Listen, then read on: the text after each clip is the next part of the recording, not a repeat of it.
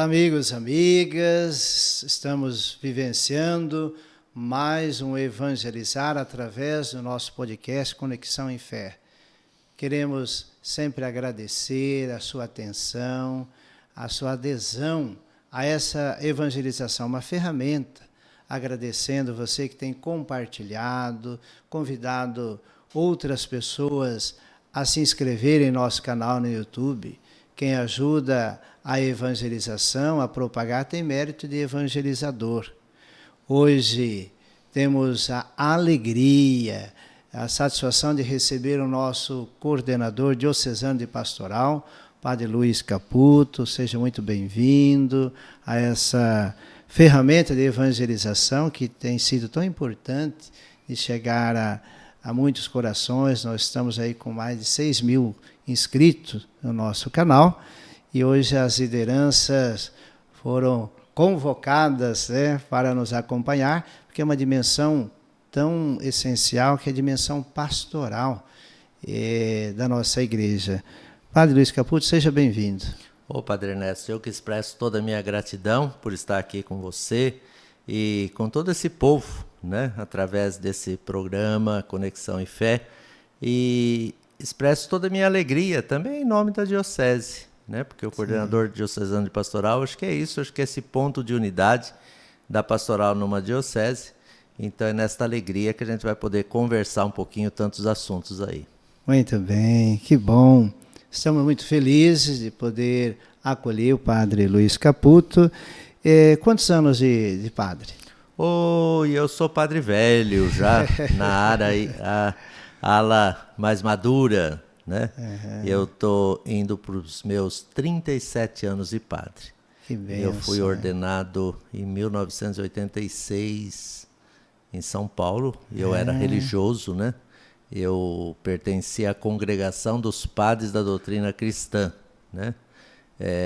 Estudei com eles, me formei com eles, trabalhei por 10 anos com os doutrinários, assim chamados, e depois retornei para a minha diocese de origem, porque sou daqui, Sou da cidade de Tanabi.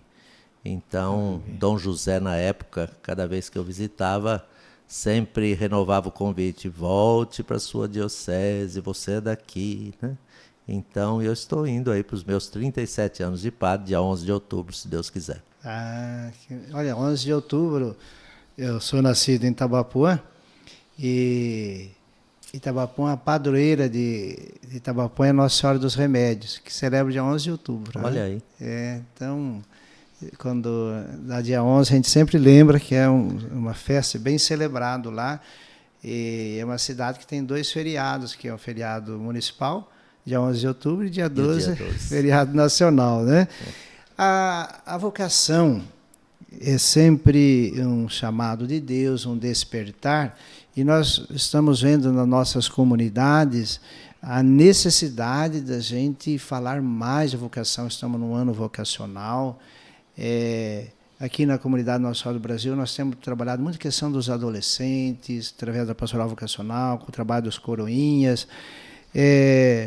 Como que foi assim a percepção do chamado na sua vida há 37 anos de padre, até para que os jovens que estão nos acompanhando possam ter assim algo concreto? Olha, o chamado pode ser percebido dessa maneira. Na sua vida, como que você foi sentindo esse chamado de Deus e a resposta, como ela foi sendo desenvolvida?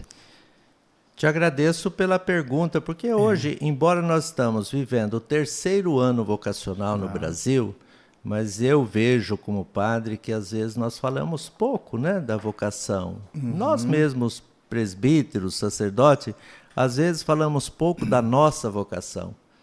Então, ter essa oportunidade é concretamente poder viver o ano vocacional, dando um pouco esse testemunho. A minha vocação, e eu me lembro muito bem, ela se deu, claro, aquela fase infantil que a gente tem, o desejo, a vontade. Eu sou de família muito simples e da zona rural. Eu nasci trabalhando, meus pais eram agricultores, na roça.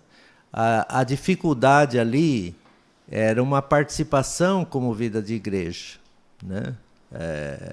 o padre ia uma vez por mês na capela, e eu me lembro muito bem que a minha primeira comunhão foi feito sendo preparado ali na escola que tinha, na própria fazenda, né? Crisma da mesma forma, mas não tinha uma participação assídua da comunidade. A minha mãe, sim. Meu pai, não. Meu pai, ele nunca foi de ir na igreja. Meu pai era daqueles que trabalhava na roça, levava e ficava no bar com os amigos, enquanto a missa acontecia uma vez por mês, a minha mãe participando. E eu sempre acompanhava. Então tinha aquela fase assim que a gente, vendo o padre, na época era o cônego Vítor Jesus Herrero, em Tanabi, um espanhol, e daquele jeito de uma igreja mais tradicional, o padre a figura mais brava, mas que foi causando essa admiração. Depois vem a adolescência, e que a gente acaba na escola se dispersando, e parei de sentir aquilo, mas voltou intensamente depois, entrando ali na juventude. Eu entrei para o seminário com 17 anos, né? Então já de uma forma bem madura, bem pensada.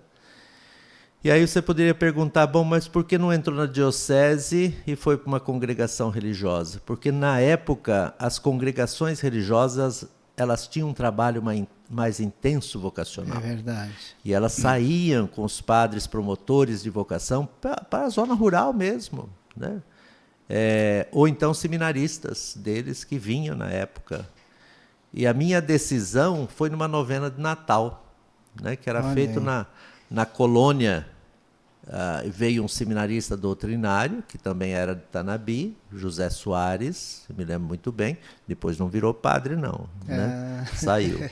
E ele fazendo a novena de Natal, e ali eu falei, olha, é isso que eu quero, né? E aí foi a minha decisão. Claro que dentro de um contexto social, econômico, nós somos em 4 irmãos, pobres, e eu sou o mais novo, e a decisão de sair e ir embora para o seminário teve um impacto também econômico, né? Na família. Então, assim, nunca meus irmãos bloquearam isso, nem meu pai, nem minha mãe, mas a gente sabia, né, que tinha esse impacto também, porque era uma mão de obra que ia começar a produzir e vai embora. Vai embora. Né? Mas a vocação é sempre mais forte, né? Sim. Então eu tive todo o apoio da família também e fui, meus estudos, completei e graças a Deus cheguei em outubro de 1986 e fui ordenado padre pelos doutrinários. Então um pouquinho resumidamente a história da minha vocação. Qual o bispo que te ordenou? O bispo foi um bispo doutrinário, eu fui o primeiro ordenante dele, ele era de Catanduva, Dom José Alves da Costa, já faleceu. Né? Era bispo, ele foi nomeado bispo auxiliar de Ponta Grossa e ele que me ordenou padre.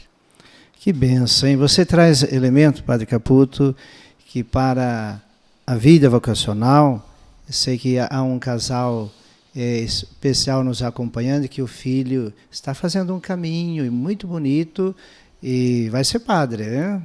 Os pais sabem esse desejo, os pais têm feito o trabalho. Então, olha o que o Padre Caputo traz. Família, fundamental. Sim, sem dúvida. Vida de comunidade, essa relação com a vida de comunidade, com o padre. Eu lembro, é interessante que nós fomos educados com padres bravos, né? Padre bravo. Eu também fui o padre Pedro Bueno, polonês, né? Era bravo, né?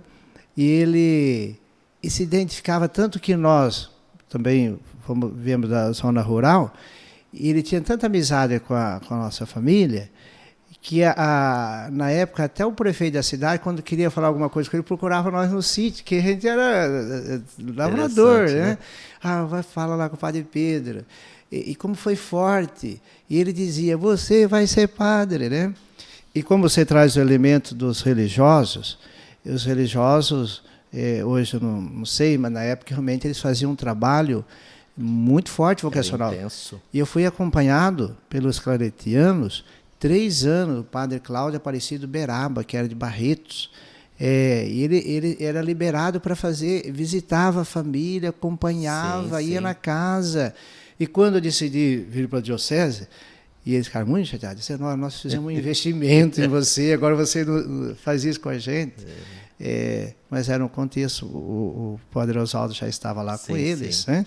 Então, como é importante essa vida de comunidade, quando você traz o elemento da novena de Natal, olha aí, eu trabalho de casa em casa. E lá naquela época. Isso. E hoje nós temos a comunidade eclesial missionária. Então, olha, mãe, pai, percebendo esses sinais de vocação na vida do filho, vai envolvendo ele nesses trabalhos, né, pastorais. Né? Padre Luiz Caputo, aqui na cidade é muito respeitado o Instituto São Judas, né? É uma força na cidade, e como a cidade assumiu no coração, porque a gente encontra, mesmo aqui na comunidade Nossa do Brasil, olha, pessoas que são empresários hoje. Mas eu passei pelo projeto São Judas. Então, essa gratidão é eterna no coração das pessoas. Né? E como que você hoje vê o Instituto São Judas, você que está à frente? Né? Veja bem, nós devemos muito o trabalho de São Judas aos padres combonianos. A gente não pode negar isso. Eles começaram, a figura do Padre Ângelo, foram 40 anos ali de trabalho deles, né? Ali, São Judas completou o ano passado 60 anos de história, né? Lá em 1962, quando o Padre Ângelo chegou, tudo ali na região era mato, né? E ele começou esse trabalho pequenininho, com alguns meninos que passavam por ali, caçando passarinho, e ali foi se estruturando. E hoje essa história mostra, é claro que passou por muitas dificuldades o Instituto São Judas, né? Nessa história. E há 20 anos atrás, eu dia 28, sexta-feira, fiz 20 anos que estou ali no São Judas. Olha, uma história, hein? Uma história. Sou o primeiro padre diocesano. Há 20 anos, os combonianos entregaram, seja o santuário, seja a obra social São Judas. Eu era padre em Andeara, estava muito bem, 10 anos, conhecia a comunidade, eu brinco que conhecia tudo, né? Até os cachorros e gatos, aquele momento que você está estabilizado na comunidade. E houve a necessidade, Dom Orani me chamou e fez a proposta. Um susto, porque eu tinha experiência da Caritas Diocesana no trabalho social, mas não um trabalho direto e específico ali, né? E também me assustou um pouco a questão, porque eu era padre de paróquia, de repente ir para um santuário, uma devoção popular, né? Enfim, me coloquei nas mãos de Deus, porque Deus tem o plano dele, né? E ali vim para desenvolver, estou ali. São Judas hoje realmente é uma instituição que tem a sua história, respeitado, como você lembra, né? Muitos hoje bem-sucedidos na nossa sociedade, em Rio Preto e até fora de Rio Preto, ali, né? Passaram por ali, né? Claro que nós tivemos que adequar, de acordo com as leis de hoje também, uma série de coisas. E estamos lá, né? Eu acho que é uma instituição séria, né, e que tem trabalhado esse lado humano, o lado moral e o lado também profissional também nos dias de hoje. Perfeito. Hein? E as pessoas têm algum momento, tem a festa das nações, que tem esse contato, né? Porque as pessoas querem retribuir, né? Querem de alguma maneira. Né? Você sabe muito bem que um trabalho social hoje não é fácil, a gente desenvolver. É difícil, mas o ser humano é muito sensível. São Judas, claro que nós trabalhamos com parcerias, com o governo municipal, recebemos verbas, e é necessário, porque é o dever do governo fazer um pouco, nós ajudamos. Né? Apoiar. Mas não é só, não dá. Né? Hoje nós atendemos São Judas 400 crianças, de 6 a 15 anos, e temos uma parceria nova traçada com o SENAC, que nós atendemos adultos, mais 130 com cursos profissionalizantes, noturnos ou diurnos, são vários cursos. Então são 530 pessoas, com alimentação, café, almoço, Janta a gente não dá, mas sempre lanche, principalmente para as crianças, reforçado.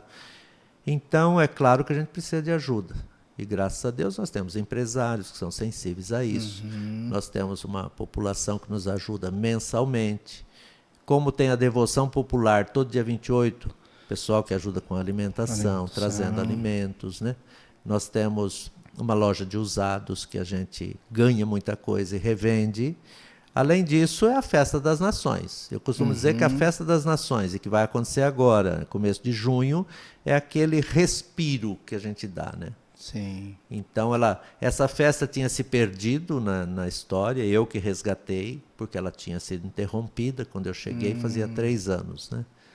Eu resgatei, e hoje é um grupo de empresários, hoje são 13 nações representadas na festa, gerenciada por um grupo de empresários. É uma festa muito grande, quem já foi na Festa das Nações sabe, né? Dá um trabalho danado.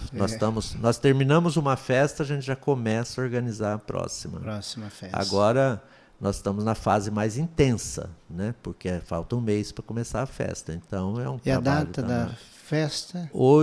Sempre ela começa com Corpus Christi. Corpus Christi, 8 de junho. Isso, então 8, 9 e 10, sempre 3 noites de festa. Então a Festa das Nações é aquele momento assim de respiro, né?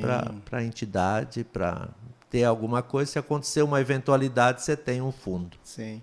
E aí te sente pelas festas das nações como as pessoas aqui na cidade elas estão afetivamente ligadas a essa atividade, porque assim, as pessoas convidam, padre, vamos hoje na Festa das Nações, nós vamos hoje, mas o outro fala, eu vou no sábado, né?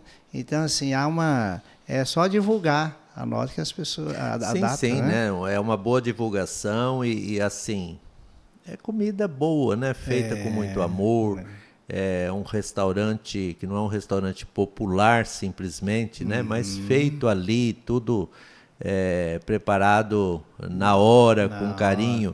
Agora, é claro, é uma festa de uma estrutura grande, né? Há um investimento muito grande também nela, né? Para que ela aconteça. Mas é interessante como ela mexe.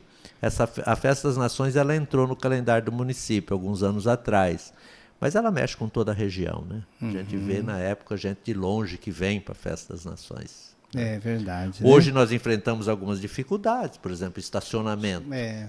Nós estamos no centro da cidade praticamente, né? Nós não temos mais área de estacionamento. Esse ano mesmo está uma luta ali para a gente conseguir um espaço, mas não temos estacionamento, não temos espaço para estacionamento e outras dificuldades. E estacionamento é uma dificuldade mesmo na cidade. Pois né? Sim. Padre Caputo, com a chegada do Dom Vilar, você foi convidado para assumir a dimensão pastoral na diocese. Né? E a igreja, já constituída por Jesus Cristo, sempre teve essa característica, né? À luz do bom pastor, estamos aí vivendo o tempo pascal, onde é fortalecido muito a figura do bom pastor. Então, a vida pastoral vem desse pastoreio de Nosso Senhor.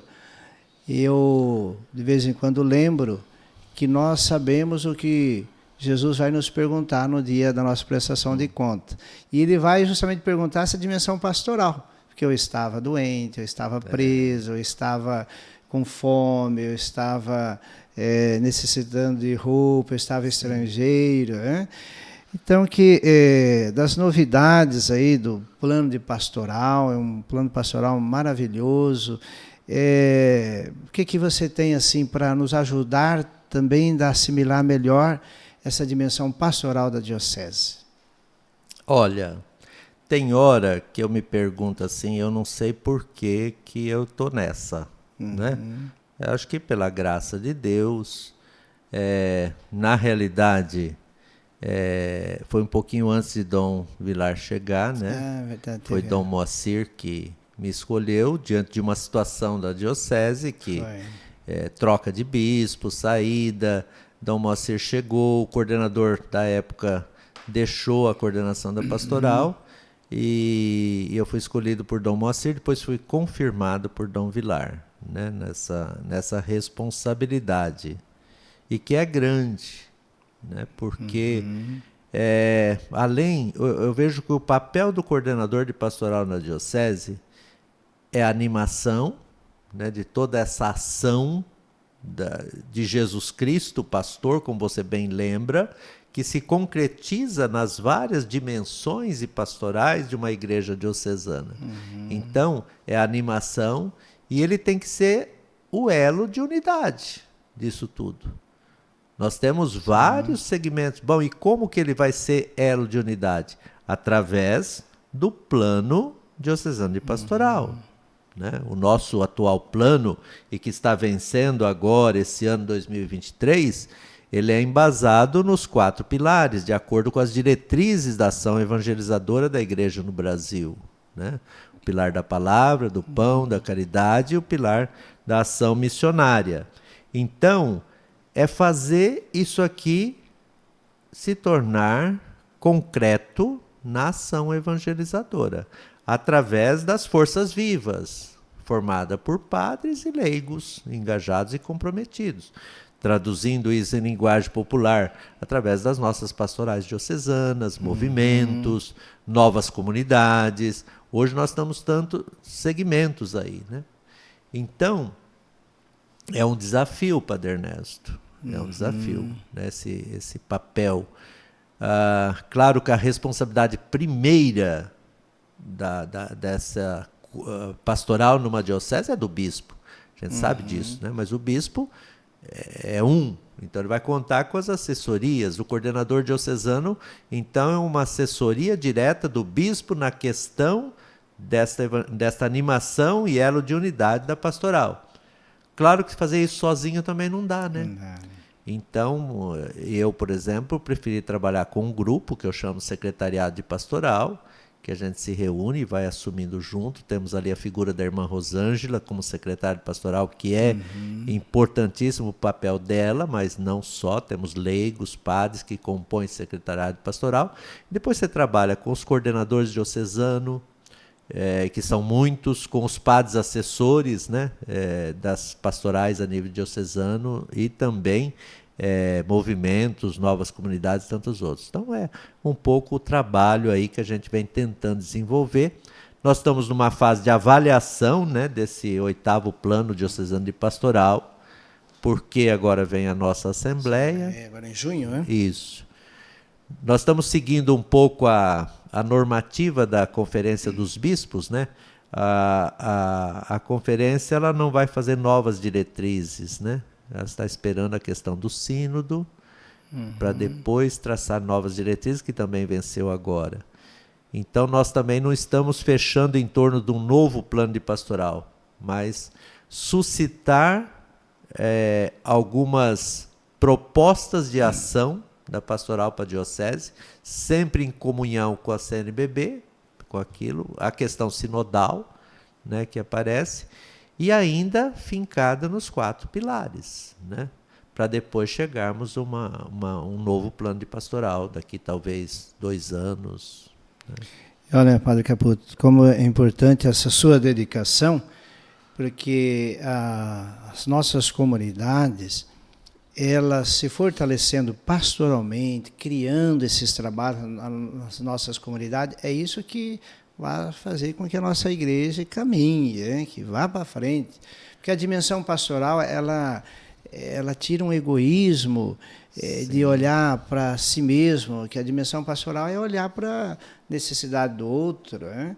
E esses pilares aqui, olha, é apaixonante, né? Porque a gente vai lembrar da igreja dos apóstolos, pós-ressurreição, quando ali nós vamos encontrar que a comunidade, o povo era assíduo nos ensinamentos dos apóstolos, né? Na fração do pão, na comunhão fraterna, né? O que gera toda essa dimensão. E lá nós buscamos nessa igreja pós-ressurreição, que era uma igreja em saída, né? Uma igreja em saída. Então, e nós estamos vivendo agora esse momento que a igreja, com o Papa Francisco, resolveu ouvir, né, as comunidades. Foi feito todo um processo aqui na diocese, de ouvir as lideranças, todas as lideranças que desejaram ser ouvidas foram ouvidas, né? Agora, então, essa sinodalidade, como que você sente, como coordenador diocesano de pastoral, os efeitos dela, que agora haverá, acho que o plano pastoral também vai contemplar algo nesse sentido, né? Necessariamente nós temos que contemplar, porque senão a gente seria muito contraditório diante do que a igreja está propondo, né? Eu acho que como está sendo organizado o próprio sínodo, e a gente tem caminhado um pouco juntos nesse sentido, são fases, né? Então nós passamos por uma fase preparatória do sínodo lá atrás, quando ele foi convocado pelo Papa. Depois veio a fase diocesana, nós trabalhamos intensamente, né, criando com representatividade das comunidades, das paróquias, tudo que a diocese tem, a partir de uma equipe central da diocese, que continua atuando ainda, né? Então nós demos a nossa contribuição diocesana com relatórios muito bem preparados, isso vivemos intensamente o ano passado. Depois o sínodo entrou na fase continental.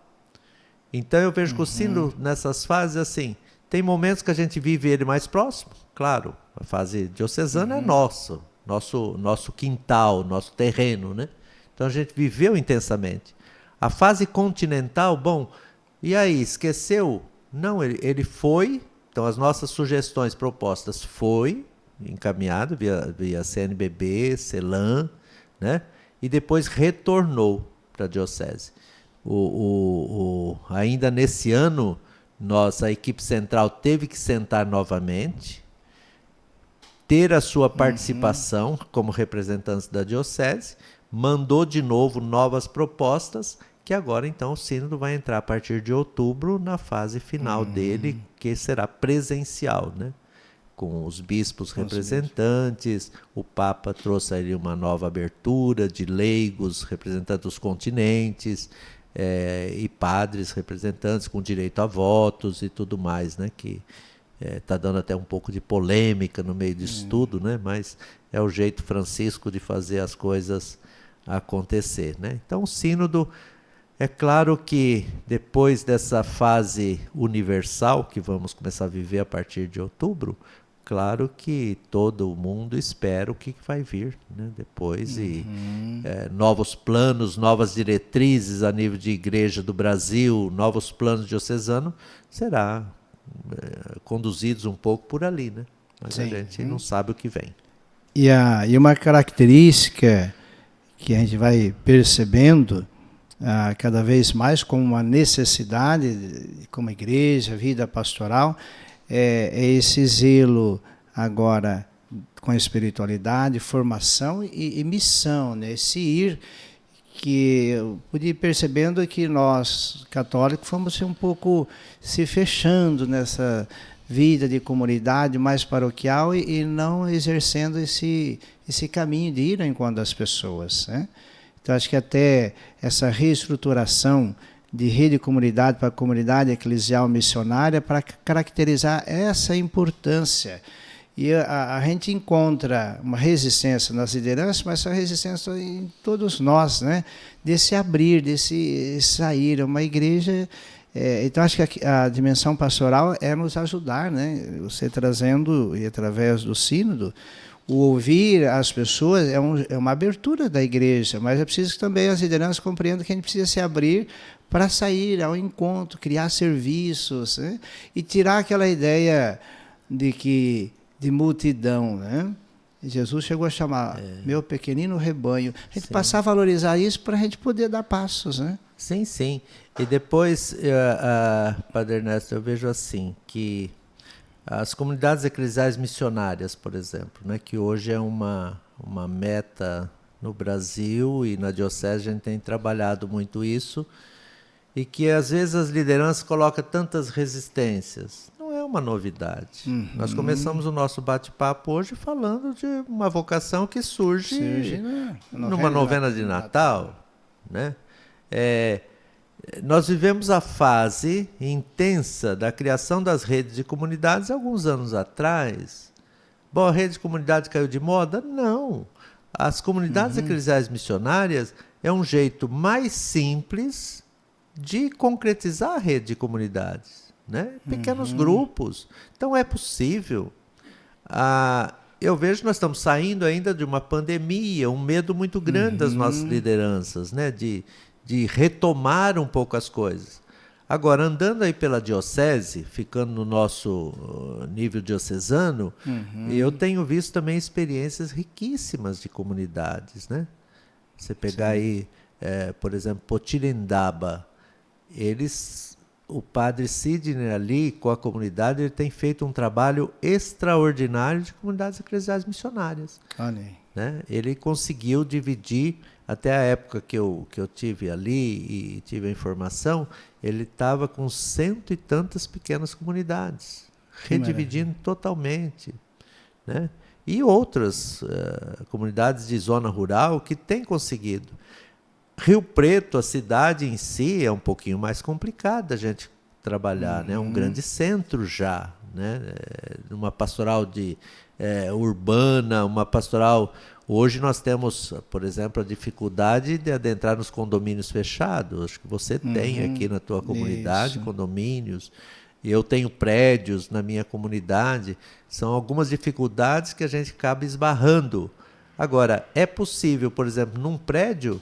Talvez não é possível você ter uma rede de comunidade ali dentro, pelas dificuldades e empecilhos que eles colocam. Mas é possível você ter uma comunidade eclesial missionária dentro de um apartamento, por exemplo. Né? Então, eu acho que é isso mesmo. Agora, o Espírito ilumina e abre caminho. Agora, cabe a nós, nossas lideranças também, permitir que esse Espírito realmente se concretize, né? Se abrir. Ver o que é, né? Acho que é uma retomada realmente desse novo jeito de ser igreja, né? E que vai nos conduzindo por aí, né? E esse carinho pastoral que você traz, que precisa ser de todos nós, ungidos pelo batismo, né? É uma unção para a missão, né? E esse trabalho de uma igreja que se faz próximo das famílias, né? E a comunidade eclesial missionária ela é muito eficiente. Agora precisa quebrar em cada um de nós, principalmente as lideranças, quebrar esse conceito, mas é poucas pessoas, mas o processo é que seja poucas pessoas para evangelizar a família, né? Justamente. Quer ver outra dificuldade? A questão dos nossos movimentos, às vezes, né? Claro que é muito mais seguro, já tem a estrutura do movimento, mas não muda nada a estrutura. Por exemplo, na minha comunidade, eu tenho trabalhado um pouco a questão do apostolado da oração, que é um movimento necessário na comunidade, que nunca vai cair de moda o apostolado da oração. Né? Mas eu tenho trabalhado esse aspecto, olha, não vai mudar em nada, mas vocês podem se desvincular e criar pequenos grupos para uma reflexão maior, facilita, e temos feito essa experiência. Né? Mas os movimentos, às vezes, têm medo de perder a sua identidade. Acho que a comunidade eclesial missionária, se adentrar, vai perder a identidade como movimento. Não, muito pelo contrário. Vai fortalecer, você vai sentir assim mais próximo, né, um do outro. Sim. Então, realmente, não é mais... A comunidade eclesial missionária não é mais a grande multidão, né? Sim. Não é o grupo maior da rede de comunidades, mas pequenos grupos. Até numa família só é possível você considerar uma comunidade eclesial missionária. Sim. Né? E olha, essa descentralização, ela é fundamentada no jeito de Jesus Cristo conduzir também o pastoreio. Jesus enviava 2 a 2, vamos dizer, eram 72 discípulos, fazia 36 duplas, né? Pois é. Ao invés dos 72 estarem em um local, os 72 estavam em 36 lugares. Né? Pois é. Nós aqui na comunidade Nossa Senhora do Brasil, eu quero também transmitir um abraço a todos os coordenadores aí da comunidade eclesial missionária, nós temos 84. Olha aí. E é uma força. Nós conseguimos fazer, inclusive, a partilha do dízimo lá nas comunidades. Olha que maravilha. Eclesial missionária. Então, uma relação de confiança, e ali a gente vê a unção do Espírito trabalhando nessas lideranças. Agora, todo mês nós temos uma reunião com ele, é tudo aquela, mas é poucas pessoas. Então, também nós que estamos à frente temos que estar preparados de contra essa... Porque há uma necessidade social, pessoal que é público. Sim. Muito bem. E a nossa diocese, São José do Rio Preto, ela vem dando testemunho dessa dimensão missionária. E nós temos ouvido aí a possibilidade também dela se abrir para uma ajuda a outra diocese, ajuda no sentido de evangelizar, uma troca de experiência, né? Que é Cruzeiro do Sul, no estado do Acre. Então, Padre Caputo, que pudesse falar um pouco dessa possibilidade, que é aberta até para lideranças leigas, né? No futuro. Né? E a gente tem que ter presente o seguinte, a igreja, ou ela é missionária ou ela não é igreja. Né? A essência do nosso ser igreja é ser missionário, seja através de uma comunidade eclesial missionária em nossas comunidades, seja através de atitudes maiores. Hoje, graças a Deus, a nossa diocese é uma diocese bem estruturada, 71 paróquias, nós temos 94 padres atuando nessa diocese, nós temos lideranças leigas extraordinárias, nós temos pastorais bem organizadas, nós temos um plano de pastoral, mas no Brasil não é assim tudo, né? Nós temos muitas dificuldades. Existe o projeto a nível de CNBB chamado Igrejas Irmãs, que uma diocese assume ser irmã de uma outra diocese com uma maior necessidade, né? Esse projeto Igreja Irmã, que é antigo na Igreja do Brasil, lá atrás ele tinha uma conotação. Então essa diocese ela tem uma maior condição, seja humana, de elementos humanos, seja financeiro, ela padrinha aquela diocese mais pobre nesse sentido. Hoje ganha até uma outra conotação esse projeto Igreja Irmã. É uma troca de experiência, né? É um toma lá e dá cá, né? E que é muito enriquecedor. Nós já tivemos um projeto desse, né? Padre Pedro de Nova Granada, Padre Adão da Diocese de Votuporanga, o próprio Calazans já esteve, né? Depois se perdeu com o tempo esse projeto Igreja Irmã.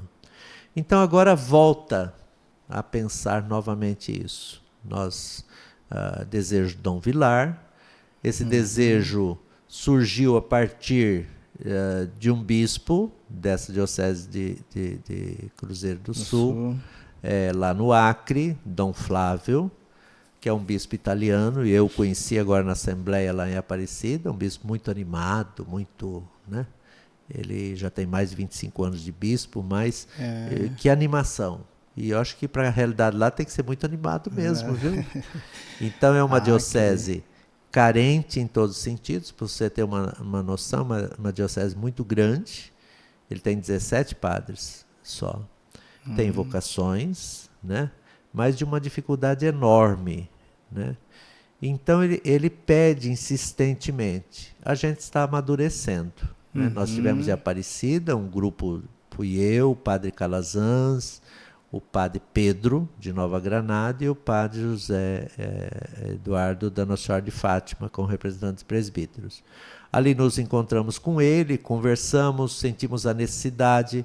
Ele nos apontou caminhos para a gente ser uma igreja irmã. Então a gente está conversando. Não adianta esse ser um desejo do bispo Dom Vilar, não adianta esse ser um desejo da coordenação de pastoral. Isso tem que passar pelo clero, pelos nossos seminaristas, que são as gerações novas, né? Que tem que tomar banho de missão, né? Senão, né? Porque é a geração que vem aí depois de nós, né? Sim. Claro que é muito mais cômodo você ficar na sua paróquia, o seminarista também sonha com isso, né? E precisa ter também essa experiência. Mas tem que tomar banho um pouco de missão, né? Hoje fala muito das comissões missionárias, a nível diocesano, paroquial, nós estamos também nessa fase. Então a gente está aí sonhando um pouco com isso, Padre Ernesto. A gente, Dom Flávio apresentou assim possibilidades. Primeiro, ele colocava assim, olha, se vocês tiverem 1 ou 2 padres para me mandar por 3 anos. Essa seria a primeira coisa. Se tiver espontaneamente. Então, essa é a primeira coisa para ser uma igreja irmã. Mas não é só isso. Ele colocava, olha, eu preciso de gente especializada que vai lá para formar meus leigos. Então, às vezes, vocês têm um padre formado, ou um leigo formado em liturgia, formado em outras áreas, que vai lá, por exemplo, em janeiro, passar 20 dias para dar cursos de formação para as lideranças de lá. Possibilidade. Ele até citava, por exemplo, o Pastoral da Comunicação, porque ele acompanha muita gente daqui, né? Conhece melhor do que nós a nossa revista, Igreja em Rede, por exemplo, né? E ele citava, olha, eu já comecei um trabalho de comunicação através de uma professora voluntária, mas depois nunca mais ninguém voltou. Se vocês me mandassem alguém da área de comunicação por 20 dias, né, para trabalhar essas lideranças da comunicação, que é tão importante hoje na igreja, possibilidade. Ele dizia assim, padres que às vezes estão aqui, falam assim, ó, eu vou fazer um passeio lá em Cruzeiro do Sul, vou passar 20 dias lá, ou um mês. Pronto, o padre Calazans vai fazer essa experiência agora, ele vai sair de férias e vai para lá. Né? Vai ficar lá um mês, final de julho e adentrando ali em agosto. Né? E outros que vão querer também fazer essa experiência, são possibilidades. Seminaristas, na época de férias. Um grupinho nosso foi para a Amazônia. Quem sabe, você tendo um projeto Igreja Irmã, passa aí para lá. Né? Então, são possibilidades. Leigos que queiram, né, por tempo determinado. E a gente está com uma perspectiva, nesse sentido aí de ser uma igreja irmã, também trazer alguém deles para cá, quem sabe um seminarista, algum leigo, algum padre deles que venha passar alguns dias aqui para conhecer também aqui essa realidade e levar daqui para lá. São projetos que a gente tem que ir conversando nas várias instâncias, contagiando nossos padres, seminaristas e os nossos leigos. Né? As lideranças, né? Eu acho que isso vai trazer assim uma vivacidade para a nossa diocese também, né? Porque passa um espírito novo de abertura, né? Sim. Então, olha, está lançado o convite, você liderança das nossas comunidades, que se sente chamado para essa abertura de partilha de uma experiência dessa missionária, de se organizar. E desejando procurar os padres nas comunidades, que encaminhará até o padre Luiz Caputo para fazer essa experiência. Acredito que é algo que a gente vai começar a rezar nesse sentido, porque aí é um vínculo de um passeio e de uma experiência missionária. Acre, uma região que pega ali a Mata Amazônica. Amazônia, né? Também, sim. Isso, dá até para pescar um pouquinho lá. Sim. E essa dimensão do esvaziar, pensando no outro, como que Deus enriquece. Né? Nós temos vivido uma experiência aqui na paróquia, eu tenho incentivado, inclusive, na reunião dos padres, que é uma experiência muito bacana do ECC.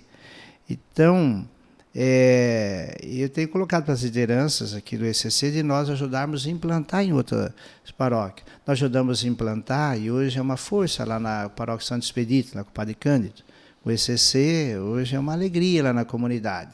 Agora tem mais 2 paróquias que estão abertas e nós vamos ajudar a implantar. Lá em Neves Paulista, o Padre Vince também já vai encaminhar as lideranças para participar do encontro. E também o Padre Geraldo em Bálsamo. Né? Que coisa boa. E vai retomar, e nós estamos também assumindo e ajudar a reimplantar na futura paróquia de Santa Mônica, né? O ECC. E as lideranças ficam preocupadas, nossa, nós vamos dar conta. Eu falei, sim. Enquanto a gente se esvazia, Deus vai... Então, eu falei, é a oportunidade assim, dessas lideranças focar nessa missão e surgir outras na comunidade que assumem esse lugar. Né? Sem dúvida. E a dimensão, é um mistério, né, da evangelização. E aí, a dinâmica da igreja é essa, né? É essa. Então, a gente não ter medo de fazer essa experiência de ajudar, de criar assim, oportunidades. Sim. Né? Diante dessas... oportunidades que vão surgindo, você trouxe aqui, Padre Caputo, tem um pouco o olhar de organização da nossa diocese, 71 paróquias. Né? A nossa diocese ela tem vivido esse espírito até de criar oportunidade. Já criou 2 dioceses, né? Sim, sim. Catanduva e Votuporanga, né? Alguém me perguntava, padre, agora qual outra diocese vai ser criada? Não, eu acho que Rio Preto chegou. A gente brinca às vezes, a não ser que for criado em Bonifácio, que é um instituto, né? E uma palavra, Padre Caputo, até para que a gente saiba lidar um pouco com algo novo, que essas novas comunidades, né? E nas nossas paróquias, a gente vê que a gente tem que lidar, porque existem pessoas que frequentam aqui, estão nas novas comunidades, mas é preciso, acho que a gente encontrar um jeito de envolver essas novas comunidades numa dimensão missionária também, né? Sim, sim. As novas comunidades é uma realidade hoje na igreja. E é também uma bênção de Deus. Se a gente pegar, por exemplo, um outro segmento, os acampamentos, é uma bênção de Deus. Né? Desde que a gente sabe trabalhar com isso tudo, né? Eu acho que não tem lógica uma nova comunidade ou um movimento na igreja para si mesmo, né? Mas eles devem ser igreja. E vão ser igreja onde? Concretamente na comunidade. Uma nova comunidade ela não pode ser uma paróquia paralela. Às vezes há a tentação de algumas por aí, né? E ser um pouco isso. E às vezes até padres alimentam isso nessas novas comunidades. Então, desde que quando Dom Vilar chegou, ele tem tido assim, essa preocupação com as novas comunidades. Nós constituímos um grupo de padres. Hoje é o padre Fabinho, o padre Luciano e o padre Alisson, os responsáveis das novas comunidades. Eles têm um projeto para ser desenvolvido em 3 anos. Esse ano é formação. Eles começaram agora, parece que a semana passada, um estudo com os fundadores e diretores espirituais dessas novas comunidades sobre o Concílio Vaticano II. Foi até o padre Ronaldo que desenvolveu um pouco esse tema com elas. Então, esse ano vai ser formação. O ano que vem eles vão trabalhar o aspecto da espiritualidade dessas novas comunidades. E depois o 3º ano vai ser o direito canônico, as orientações canônicas dessas novas comunidades. E sempre levando assim, elas têm que caminhar junto com a igreja diocesana, se elas estão aqui. Agora, a gama das novas comunidades são amplas, né? Você pega, por exemplo, o Mar Adentro, é uma nova comunidade, né? Sim. É mais estruturada de uma forma diferente, e outras menores. Então é no meio desse grande desafio, né, que a gente tem que trabalhar. Agora, não pode deixar correr solto. Então, por isso que esse grupo de padres está trabalhando intensamente para que ela seja mais igreja, porque, como eu disse, é uma bênção de Deus que a gente tem que saber aproveitar bem. O Espírito vai soprando novas maneiras, mas sempre compreendendo que é comunidade, que existe uma pertença, né? Essa igreja mãe, e penso que as novas comunidades poderiam, identificando uma paróquia, ajudar a cuidar de uma dimensão pastoral, né?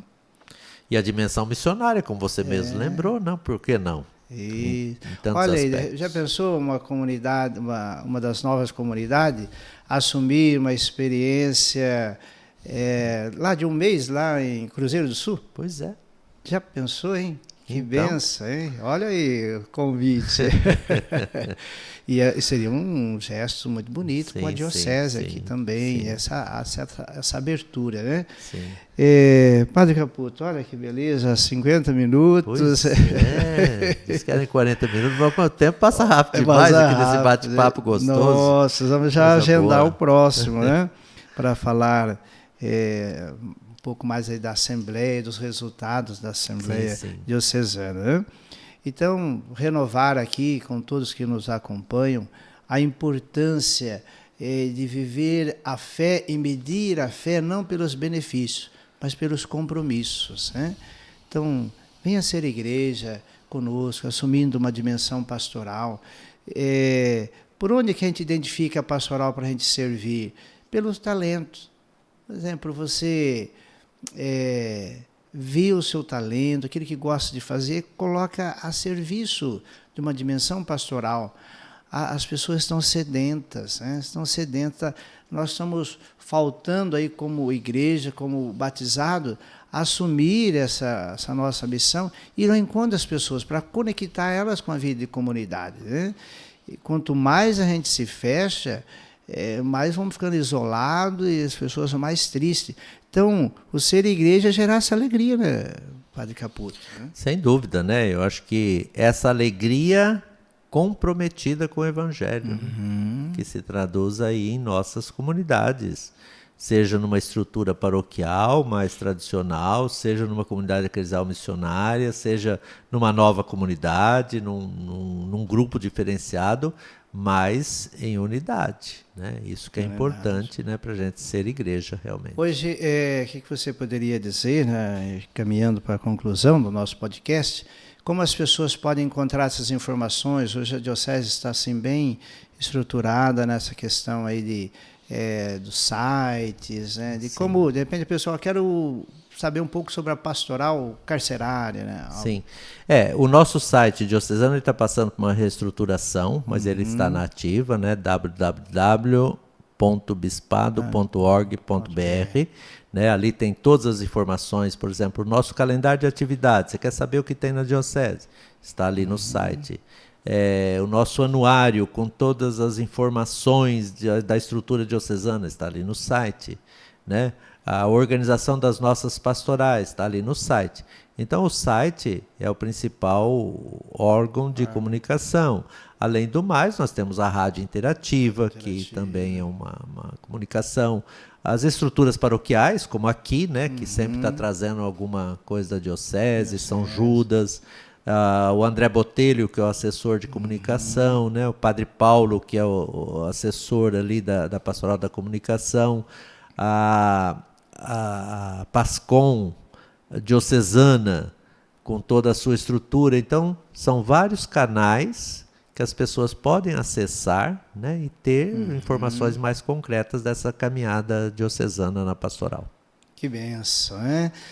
Olha, nós estamos vivendo o início dessa semana, hoje dia 8 de maio, para nós, Comunidade Nossa Senhora do Brasil, agora dia 11, nós estaremos celebrando 20 anos de elevação de paróquia, né? Então, um momento bonito essa semana. Queremos, assim, agradecer a todos que ajudaram a construir esse caminho. Quantas pessoas, algumas já estão na eternidade, mas queremos louvar a Deus por todos que ajudaram a construir esse momento.